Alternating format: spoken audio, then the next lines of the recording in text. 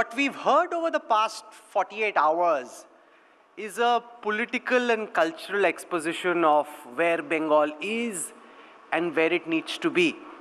One of the key missions that India and the government have embarked on at this time is the idea of an Atmanirbhar Bharat. In that, how can East India move towards becoming Atmanirbhar? To talk about this, we're joined at the India Today conclave at this time by the chairperson of the RP Sanjeev Goenka Group, Mr. Sanjeev Goenka. Mr. Goenka, welcome and thank you so much for joining us at the India Today conclave. It's great to have you with us. Hi Rahul, it's always great, it's always an honor to participate at the India Today conclave. Thank you so much for having me. And thank you for joining us. So, you're a very sharp and astute thinker, and I want to use the time that we have to draw you out on what you believe are the issues that the state of West Bengal face at this moment, which you would like resolved or worked on when it comes to politics, when it comes to governance, when it comes to administration, for West Bengal to be one of the key drivers of the India growth story? Well, I think the first thing I'd like to say is that West Bengal is part of a country. It's part of a whole. And as far as the national policy is concerned, we really can't ask for more. We've had an outstanding budget. We've had an outstanding policy announcement time and again by the Prime Minister, by the Home Minister, by the Finance Minister. Just a couple of days ago, you saw the tweet by the Prime Minister hailing entrepreneurs and saying that the nation needs them. And I think Bengal is part of that. I'm on record to say that after this budget, frankly, every budget we went and said, Dil mange more. This time we are saying, there is not more that we can ask for. It's now for us to perform. It's for us to actually become more competitive, to scale up, to invest in capacity, in research, in services, and actually go forward. So one of the key challenges facing the Indian economy over the last several years has been the lack of appetite on the part of India Inc. to want to invest in the India story. So overcapacity, lack of adequate demand has impeded, new greenfield projects from coming up. To what extent do you think capacity utilization has reached a level where entrepreneurs such as you feel confident about making significant big ticket investment? The government is focusing on public investments in infrastructure. When will private sector start, making outlays for fresh investment? Well, I can say that as far as we are concerned, we've already started looking at investments. We've just announced a major chemical factory, a carbon black factory in Tamil Nadu, which will be a completely robotized plant, completely automated, completely state-of-the-art. We are thinking of adding capacity in distribution and power. We have bid for one of the union territories recently. We are looking at others. So I think we are looking at investment in a very big way. We are adding to our FMCG portfolio. We are adding to our FMCG capacity. We've just made an acquisition in the IT-enabled services space. And I think we are very, very positive on the Indian economy, on the India story, and we are investing strongly in India. So we hear from government ministers, we hear from bureaucrats, we hear from economists on their view on the bounce back in the economy. How deep is it? How certain is it? How much momentum it has? As somebody who's on the inside, what's your assessment at this moment about the extent to which we've been able to bounce back, and how sustained do you believe the recovery is? Quite honestly, for us as a company, as a group of companies, the last quarter has been the best quarter in our history ever. We've never seen sales like this. We've not seen profits like this. This quarter seems pretty much the same. And the first quarter of the next financial also seems pretty much the same. So to my mind, it is the bounce back is for real, it's definite, and it appears it is here to stay.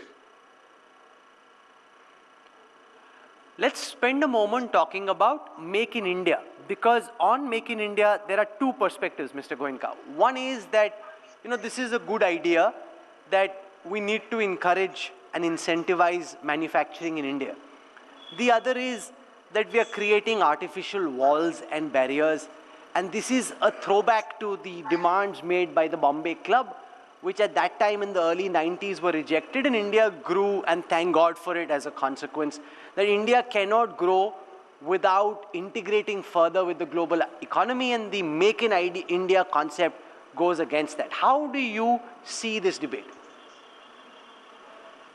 I think Make in India is very important if India has to emerge as a manufacturing hub. And quite honestly, if you look at other countries, almost all countries are imposing tariff barriers in one name or another. And frankly, India has very little, if any, in terms of tariff barriers. So I don't really feel that we are putting ourselves in a privileged position. And frankly, if we did, we did. What more do you need to see to ensure that Make in India becomes a success? Because one of the complaints we constantly hear is that while ease of doing business is spoken of as a key policy thrust, on the ground, and outside of the rankings that come, it hasn't necessarily become much easier to do business in India. What would you like to see for it to become genuinely easy for entrepreneurs like you to be able to operate in India? I think sometimes you have situations where state governments start imposing different kinds of controls. Different states do different kinds of controls. If something is delicensed, then it is delicensed. If you've entered into a contract, then honor it. You've had a situation where in renewable power, certain state governments have dishonored or wanted to dishonor contracts which have already been entered. So sanctity of contracts, sanctity of commitments, sanctity of licensing, to my mind, this is very important. And this is going to be the next big step in terms of getting complete confidence, in terms of going ahead. We have great confidence. We are investing. But some state governments are actually sort of deviating. Now let's spend a moment talking about the enforceability of contracts, because we've seen, and I don't want to get into one instance or the other, governments renege. Let's assume the previous government did something, the new government comes in, they don't like what's been done in the past, they start probing, and very often we've got international investors involved, and that really, while it's a political battle in that state, but per se for India it gives us a bad name. What do you think should be done to improve the enforceability of contracts in the context of this being a political bait for whichever party comes to power? It's a very natural thing for that government to want to do because it gets them the opportunity to show the opponent down. I think in a way we should divorce the politics and the economics from decision making. So if you've entered a contract, unless you have a significant reason, so say किसी ने चोरी की है और चोरी के बल पे वो कॉन्ट्रैक्ट लिया है, तो आप रिविजिट कर रहे हो, एक बात है. But you're revisiting it or you're reneging on it just because a previous government has done it. I think we need continuity of commitments, of contracts for the tenure of the period mentioned in the contract. As one of the most important corporate players in East India, what according to you should be the agenda for the forthcoming assembly election in West Bengal. So we see multiple themes play out, in terms of religion, in terms of governance. What would you like netas? I'm not saying one party or the other. What do you think should be really the issues politicians and parties should be focusing on? What would you like to see the election being fought around? I was taught one thing when I was young. Stick to your knitting. Stick to what you do well. I run my businesses well. I'm not in politics. I don't understand politics. So for me, it's best to stay away from that. You've very smartly dodged and ducked the question, which is a wise thing. But I'm actually talking about a different thing. I'm saying in terms of, let's assume that you were to work on laying out a new agenda for governance in the state of West Bengal. For example, making Bengal as it used to be many decades ago, one of the industrial hubs of India, key industrial hub of India. How do you think, whichever government comes to power, and this is completely politically agnostic, should that piece be addressed?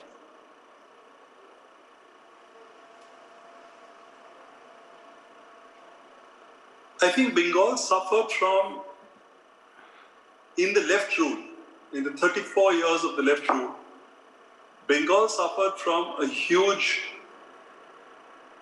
image erosion. So to my mind, one of the biggest things for any government is to take that perception back. I think the image has improved partially, but Maharashtra or Gujarat may have a better image. Gujarat certainly is a great place to invest in. Maharashtra is a great place to invest in. I invest heavily in Bengal, and Bengal for me is a great place to invest in. But I think it's also about how people perceive it. No, so how should that be changed? What needs to be done to change the perception around Bengal? Where, for example, Bibek Debroy was here at the India Today conclave and he spoke of the flight of human capital from Bengal. He spoke of how earlier he used to think of himself as a victim, but ultimately he proved to be a beneficiary of the flight of human capital. How do you go about ensuring that the smartest young Bengalis actually stay back in Bengal to work on the development in Bengal and they don't feel that their careers and their lives are better served by being outside the state? I think it's not only about Bengalis staying in Bengal. I think we are one country. So it's about really trying and getting whatever appropriate talent for whatever job is required. You get the best that's possible. And you should aim to get that and try and attract the best talent. So if you don't have the right atmosphere, you will not have the right talent. If you have the right atmosphere, you'll have the right talent. Let's spend a minute discussing the challenge of employment. In a country like India, given the population that we have and given how automation, artificial intelligence, machine learning are coming in disrupting the job market, how should corporates and government and society address the issue of creating employment for those who are entering the workforce at this time? Once the investment cycle starts, once you're seeing the capacities being created, jobs will automatically flow. It's a natural corollary. So I think we are very influenced by what's happened during the pandemic period. But give it 6 months, give it 9 months, and you will see that the whole cycle of the job market would have changed. Let's spend time talking about skilling. How do you think we should address the challenge of creating skills which ensure that our working population is equipped to deal with how, especially in a post-pandemic scenario, the requirements of the workforce are changing? So I think skilling is what corporate world calls training. Skilling is paramount. Training is paramount. And reinvention is paramount. you have to adapt to the new changes that are required. So for example, in our retail business, during the pandemic, we discovered that people wanted home delivery. So it was not just e-commerce, that was one part of it. They wanted home delivery. And we started that to begin with in Gurgaon and Bombay. And within this period, it's grown to be a multi-100 crore area for us. Now, it's about skilling your people, it's about training your people to make sure that they can do this. It's about responding to how your customer wants a situation. So it's about just being nimble, and this puts a greater onus on HR departments in each of the companies. And I think it's so important because customers are becoming very, very demanding. So of all the various sectors where you have interests in operations, where do you believe growth in the future lies? We've seen, for example, some of the biggest companies in India, like the Reliance Group, transform themselves around data, around technology, around mobile telephony. How do you see that play out in the context of your own concern? Frankly, technology becomes a necessity. You have to keep abreast of technology. We believe we've got to be the most efficient, or if not the most efficient, at least in the top 2 in terms of efficiency in every sector that we operate in. That's what we are striving to do. That's what we've targeted to do. That's what we've so far achieved.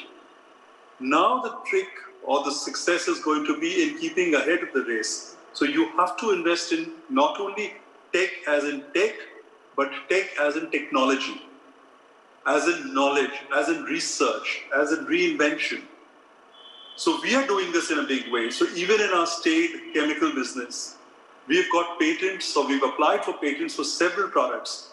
We've got a full new research facility in Gujarat.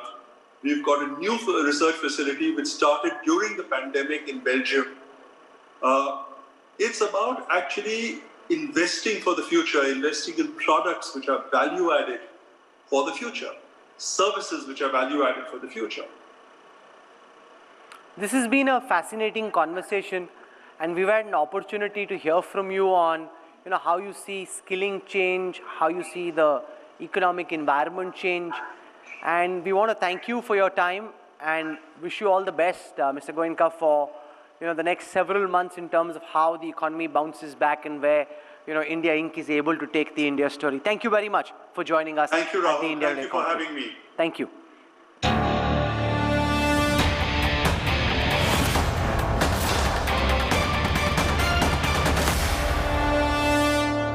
Hi everyone, Preeti Chaudhary here. Hope you like this video. For latest news and analysis, like and subscribe to the India Today YouTube channel. And don't forget to press the bell icon to stay updated. Thank you for watching.